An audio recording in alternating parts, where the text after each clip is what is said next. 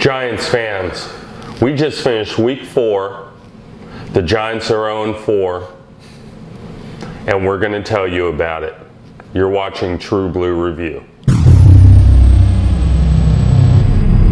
Rich, 0-4.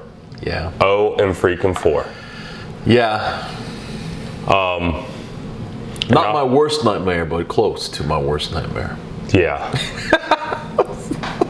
For the most part, the offense put up 24 points. So it's really a shut the fuck up moment on the offense and start looking at the defense. I'm surprised about that. 111 yards rushing. How many yards passing was it right here? They got 3. They gave up...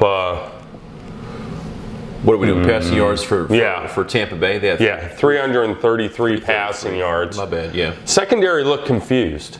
And they also looked disinterested. That's the way I looked at it. I don't know what's going on with the defense, man. My brother was telling me he was worried about the defense a couple weeks ago, and I was telling him it's okay. I think I said that on the podcast. Okay, it's fine. Yeah. Because I thought the defense played really well in the first 2 games. No question about it. I didn't think they played bad in the third game. But this game, they definitely were not looking great. We had 3 weeks straight that Eli Apple can't seem to turn around and look at a football. And it goes right over his head and right in the arms of a guy in the end zone. 3 weeks straight. I think their run defense primarily is what's really lacking. And I know they held them. They had a lot less rushing yards, Tampa Bay did, than last week, the week before. Right. But they were picking up, crucial runs. They were getting them, and they had a lot of passing yards against them. They have never allowed that many passing yards. Yeah.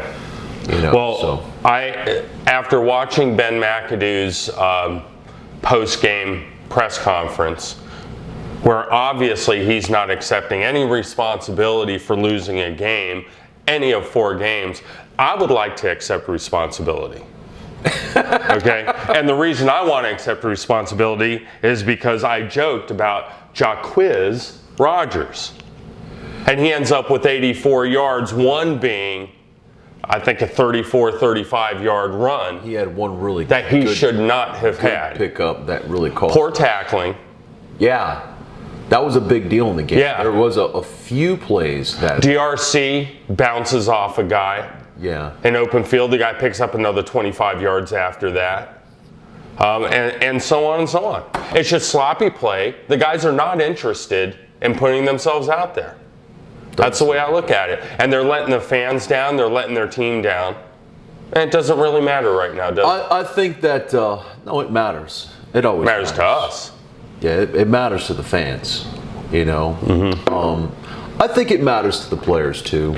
I think it matters more to some than others, but that's what leadership's about. You have to get the guys interested in winning. Yeah. Not just a paycheck, but you got to get them interested in winning, and being a champion. And that takes great leadership. And I think leadership is where we're lacking. I think it's suspect. Yeah. No doubt. Again, even with the head coach, he seems disconnected. Lots of people are calling for his head. He said in his post-game conference that he's not shocked by the fact that they're 0-4. How can you say that? That means you didn't prepare your team. Yeah. Take off your shirt, take off the bluebell pants that you wear, blueberry pants you wear every game, and walk out the door then. You're wasting our time. Well, I'll just talk about the game real quick. Specific things. I do think that there have been poor decisions by McAdoo. They went for it on the 4th and 4. I just don't get that.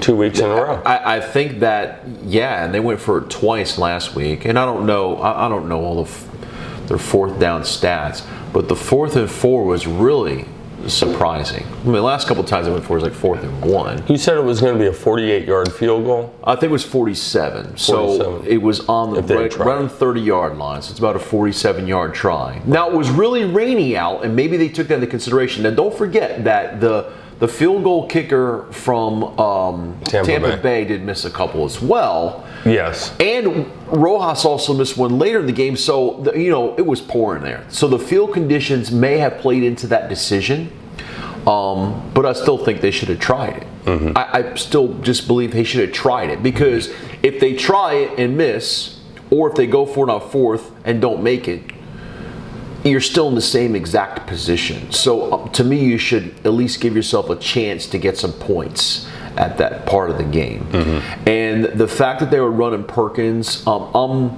really down on Perkins. I just don't think he's a good player. Yeah. This is a funny stat. You fans want to hear a funny stat? I was looking at the stat line. He had 9 attempts for 13 yards. But his long was 14 yards. So he was basically 1 for 14, and then he had 8 runs for -1. Yeah. I mean, it's just pathetic. Yeah. Absolutely pathetic. Yeah. It was good to see Gallman in the game. He was in because Darkwa wasn't in, but he did great. He played great. Gallman's the best thing that happened to the offensive line, because it showed that maybe it is Perkins. Maybe it is Perkins. Gallman comes in, young guy. He's got speed coming through the hole. He hits it hard. All of a sudden, the guy's got a 22-yard run. I mean, there's no question in my mind that Perkins plays into it. Yeah. I know the offensive line has not been great, but Perkins is just not getting anything. Nothing. He just doesn't. He just doesn't do it for me, man. Yeah. I just get frustrated every time I see him get the ball handed to him. You're just automatically like, okay, he's gonna lose a yard. Speaking of the offensive line, DJ Fluker steps in. Yeah. And all of a sudden, they don't give up a sack. They got 0 sacks. Eli was able to throw the ball. He had a nice game. Eli had a great game, I thought. Yeah, there were a lot of drop passes. A lot of drop passes. And I'll say this, though. Even though overall the defense didn't have a great game, the game was pretty even. It was a pretty evenly played game. Of course, the very last drive was the one where you're just like, wow. The defense just gave it to them after the offense took the lead. There's only 3 minutes left in the game. You are counting on the defense to hold them. It was on the defense at that point. They weren't winded because the Giants had held the ball for a lot more time throughout the game than Tampa Bay. That's right. Almost a 10-minute difference. That was not an excuse. Yeah. The excuse was like, well, the offense didn't give them time. They're kind of winded, which is a lame excuse anyway. But the bottom line is that they held the ball much longer. The offense of the Giants did. Right. So it wasn't about that. It wasn't about that whatsoever. In reference to this is what falls on Blueberry McAdoo, is poor clock management at the end of the game. Yeah, at that one time, Simlica should have called a timeout just to get the defense to get the right defense called into the game. Right. So let's think about that. First of all, let's go back a little bit. They had 2 timeouts left, if I'm not mistaken, when they went for the 2-point conversion. Yeah. Then they stalled it by calling a timeout. I don't remember really. It's very confusing, that 2-point conversion. So they get up to the line, then they call a timeout, which is their second timeout of the second half. Okay?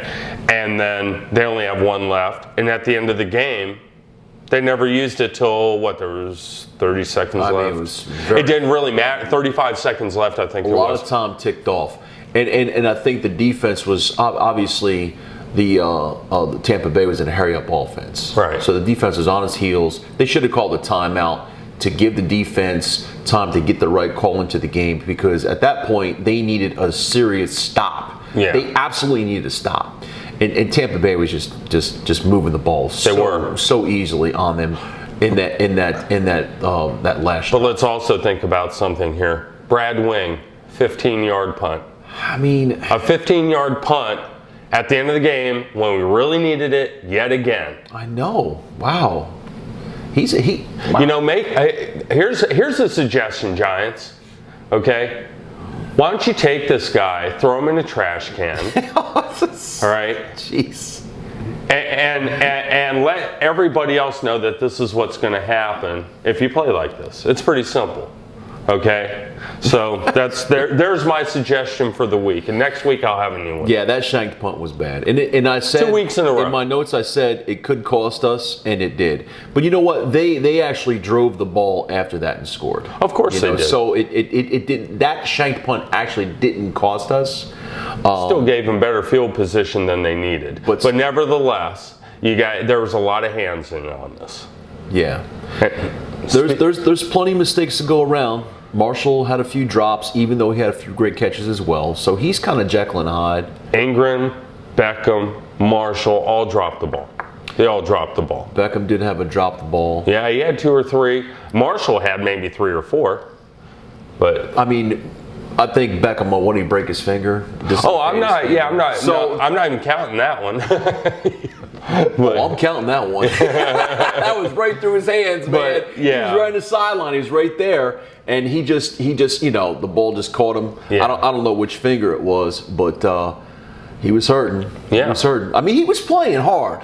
Yeah, listen, it's hard to bust his balls. Hard, man. It's hard to bust his balls. The guy's bleeding from his knees. He's got a finger that's all whacked out, and he keeps coming back. The one thing I did want to say about the defense is they did have that one goal line stand. Remember Mike Evans got that long catch, and they thought it was a touchdown, but he was short. That's right. And then they got the goal line stand, but they kicked the field goal. Right.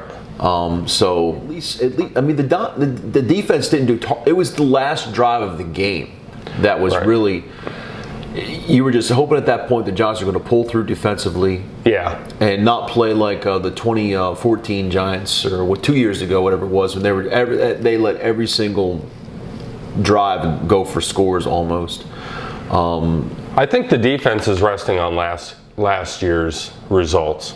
Maybe. I really do. I think at last year, if you said to the defense, if we give you 24 points, can you stop them? No problem. This year, I can't do it now. No. I can't do it. First 2 games of the season, we said defense held them to 17 points. Well, we were looking at the stats. So they're what number here in defense? They're worse. In total points, in total 13. Points, they're worse than offense. 13. So they're 13th. Yeah.